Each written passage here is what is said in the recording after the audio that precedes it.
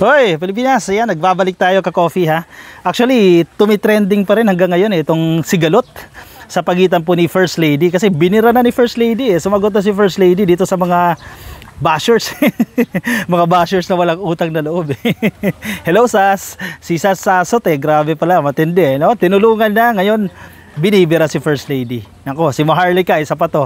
Sana worth it yung pagtataksil no o yung friendship na ipinagpalit mo sa kabila sa kapalit ng chiching. So ito ka-coffee, si First Lady, himayin natin. Napakahaba kasi ng interview na yan Ewan ko kung napanood ninyo, pero napanood ko na rin yan, pero hindi pa buo actually. Siguro 35 minutes pa lang tayo dyan o 40 minutes Pero ito, sabi ni First Lady kay Sara Duterte, hindi ako ipokrito. Sabi niya, declaration ng gera to sa mga Duterte. Total, nauna kayo dyan, sige, bring it on, ika nga ni First Lady. Simulan na natin yan, patulan na natin yan. Lisa Marcos on avoiding VP Sara, I'm not a hypocrite. Yan.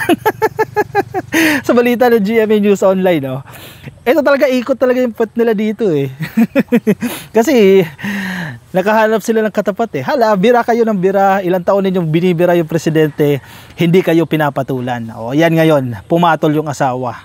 Hindi daw siya ipokrito. Tama, makipagplastikan ka ba naman?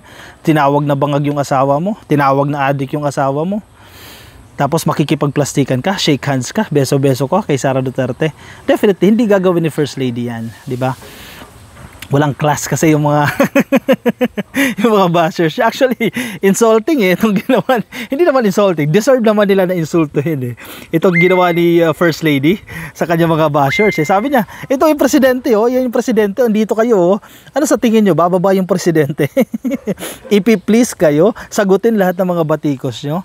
Tignan mo yung drug challenge Sabi ni PBB, bakit mo bibigyan ng i-dignify yung question na yan?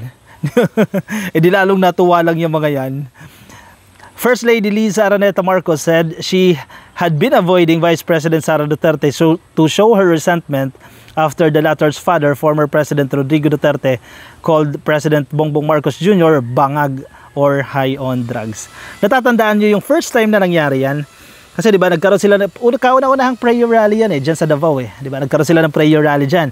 And then kinabukasan may flight kasi, may foreign travel si PBBM kasama diyan si First Lady. So after nila tawag-tawagin, gabi yun gabi yung event na yan ni Digong sinabing bangag etc. Yan yung first time na nag-burst out talaga itong si Digong So sa departure ceremony para kay PBBM, hindi na pinansin ni FL yan. Bakit papansinin mo pa si Sara Duterte? Ano yan? Isinusuportahan niya yung nanawagan na ibagsak ang administrasyon. Bakit papansinin mo pa siya? Ano ka, ipokrito? Diba? Sabi ni First Lady, hindi ako ipokrito. Makipagplastika siya kay Sara Duterte According to Ivan Mayrina's report dyan po sa 24 Oras, the First Lady said she took offense when she saw the Vice President laughing over the former President's remark at a rally in Davao City dyan po nitong Enero. Hindi ko nakita na tumatawa, na ngumingiti-ngiti si Sara Duterte pero siguro may nagpagkita kay First Lady ng video na yan na habang tinatawag ng tatay niya si PBBM na bangag, tumatawa-tawa, ngumingisi-ngisi itong si Sara Duterte. Syempre masakit naman yan talaga. Diba? Napanood nyo yung video na nag-circulate ni Vice Ganda? Sabi ni Vice Ganda, mala First Lady ang datingan doon Kung bibirahin nyo si Ayon, hindi pwedeng wala siyang gagawin dyan, di ba? O hindi pwedeng makikipagplastikan siya, makikipagbeso-beso sa'yo, makikipag-hi. Ibinira mo yung asawa niya. So maiintindihan mo, itong ginagawa ni First Lady, tama lang itong ginagawa niya. Ano gusto nyo? Hindi siya mag-react? Hindi na ipagtanggol yung asawa niya? Parang ginagawa ni Amy Marcos? Ano ka, ipokrito ko kanya. Pasensya na kayo, di ba? Dahil hindi raw siya ipokrito, sabi ni First Lady. The First Lady said, the Vice President was a bad shot for her unless she says sorry or whatever. O yan pala, may chance pa pala. Pwede pala mag-sorry. Ang problema, yung pride nito. Siyempre, usapin ang pride niya, Pero since she is at fault, si Vice President ang at fault dito sa sitwasyon na yan, ayaw nyo man aminin. May mga nakikinig sa ating mga bashers, ayaw nyo man aminin. Kasalanan ni Digong yan kung bakit nagkakaganyan yan. Tapos ang binibintang nila, kasalanan ni PBBM yan dahil hindi sinuportahan si Vice President Sara Duterte. Paano mo susuportahan yung confidential funds? Diyan naman nagugat yan sa confidential funds So, suportahan mo ba yan? Hindi nga ma-explain saan ginastos yung pera na yan Yung confidential funds na yan, in a matter of 19 days, naubos nyo yung 125 million. Tapos, ang sagot ay no comment. O, di ba? Paano mo ipagtatanggol yan? No comment. Kasi sana i-justify mo, saan mo dinala yung pera na yan? At maliliwanagan si PBBM dyan, naayos pala yung nagastos pala sa tama itong pera na to. Suportahan ka niya, di ba? Kausapin si Romualdez, ibigay itong confidential funds. Ang dahilan kasi ng kampo nila Sara, nila Harry Roque, parang iniwan si Sara Duterte ni PBBM. Hindi man lang daw siya ipinagtanggol against Romualdez. Paano mo nga ipagtatanggol yun? Hindi nga ma-justify saan nagastos yung pera na yan, yung 125 million na yan. Sisi na naman kay PBBM. Kesyo nag-giveaway si Sara Duterte para tumakbo si PBBM. Yan na naman kayo dyan. Hanap na naman kayo ng masisisi. Kayo itong may kasalanan. Anyway, sabi balik tayo dito kay First Lady. Sabi niya, I'm many things but I am not a hypocrite. Diba? Ganito siya, ganyan ako, ganyan. Pero hindi ako hipokrito. Yan, sure dyan. 100% sure si First Lady dyan. Sabi niya sa interview niya kay Katunying. When the President was set to fly off to Vietnam for a state visit the same month, the First Lady crossed path with the Vice President. Ayan, may departure time na. So, nandito si Sara. Nandito ako. Normally, nag-uusap kami. Totoo. May mga previous videos sa RTVM, nagbebeso-beso pa sila Close talaga sila ka-coffee sa mga departure ceremony. Nagtatawanan sila. Kasi sa seating arrangement, sa departure ceremonies para sa presidente, usually, lagi sila magkatabi. Kahit na magkaaway na sila, hindi na sila magkasundo, si First Lady, may bakanting upuan, si Sara Duterte. Ganyan, lagi sila magkatabi. Parang hierarchy din kasi yan, protocol din kasi nila yan. So, pagbabalik ni kwento to ni First Lady sa interview, kung di nyo pa napapanood. Ayan, may departure time na. So, nandito si Sara, nandito ako. Normally, nag-uusap kami. So, ayoko. Tapos sabi ni somebody went to me and said, uy, ang ganda mo today. Hindi niya pinakalala ko sino. Sabi niya, ni First Lady, hindi, mukha akong bangag. Hindi natin alam to, ka-coffee First time itong lumabas.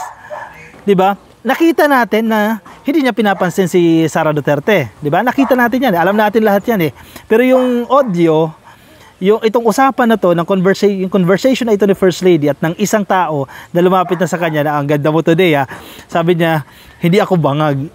So, in a way, nagpaparinig siya kay Sara Duterte kasi tinawag si BBM na bangag ng tatay niya, 'di ba? So, hindi to paano mo siya i-describe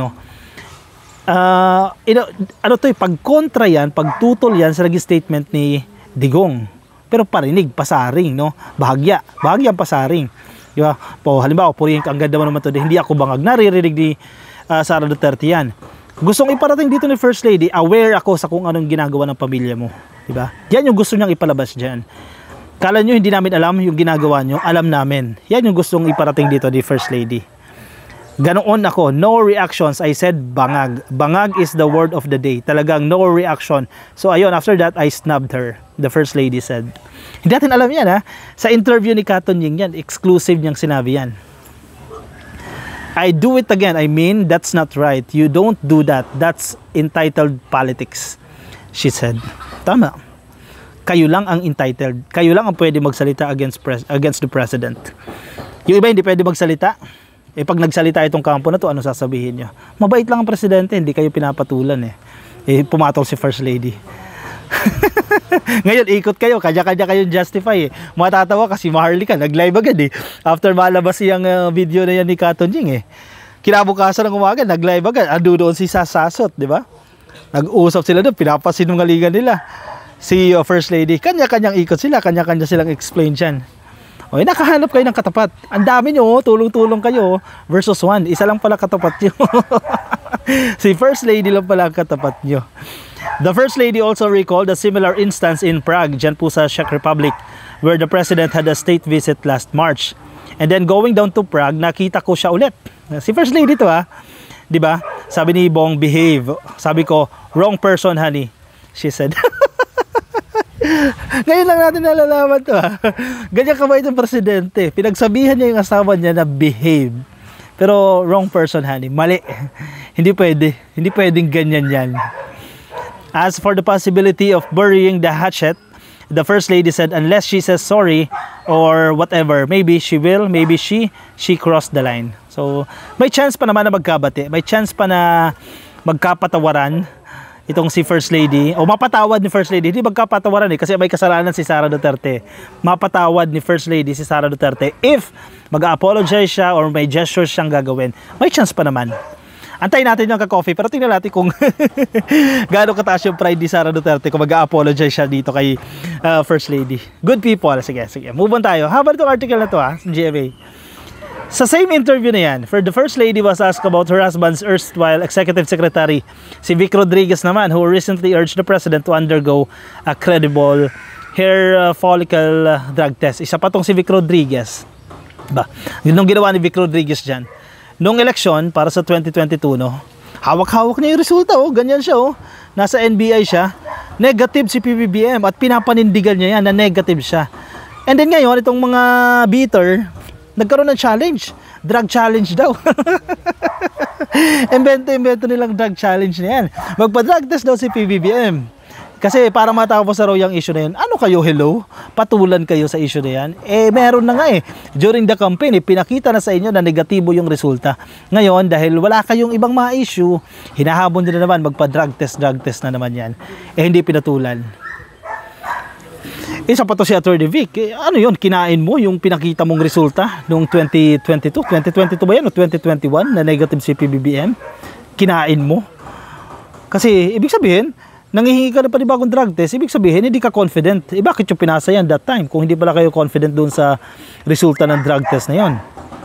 After serving the president, spokesperson during the 2022 campaign, Rodriguez served in the senior cabinet post for only 2 months.